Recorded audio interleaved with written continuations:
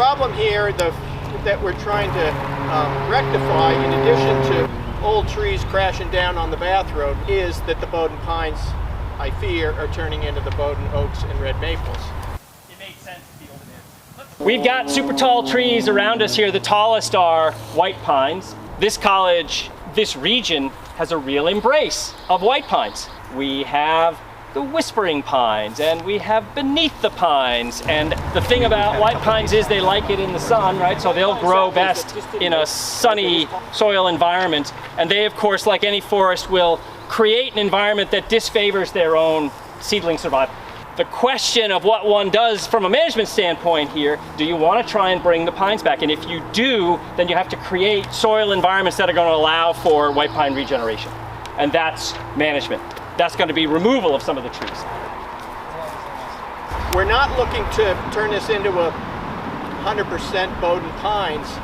We're still looking to keep it diverse, but as we walk through there, you'll see there's very little younger pines, with the exception of ones that I hope we'll see that are all about this big, and there are a bazillion of them. So I think our timing is exceptional because of the big pine seed year of 23. We got just an unbelievable take of pine seed. So our timing is great. We'll get some, hopefully we'll get some sunlight in here, and we'll have a nice burst of little pine trees. So I have a track processor, harvester, and it can handle trees comfortably, I would say up to 22 inches. So obviously there's plenty in here that are way bigger diameter than that. So those will have to be hand cut.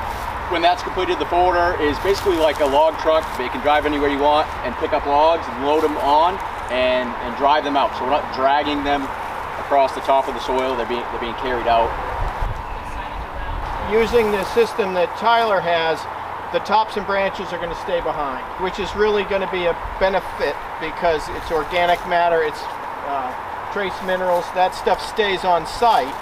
Being closer to the ground, it remains moister longer, it will rot that much quicker. So you're saying no chipping, is that what you're saying? Correct.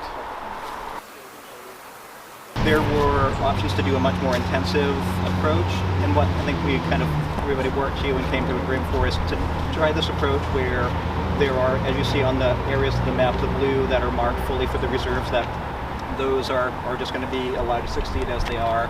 And then this kind of roughly about 17 acres or so on both sides of Bath Road where the active kind of work will happen to open the canopy, try to make the area more healthy for the pines to continue and kind of be able to regenerate moving forward. White spruce.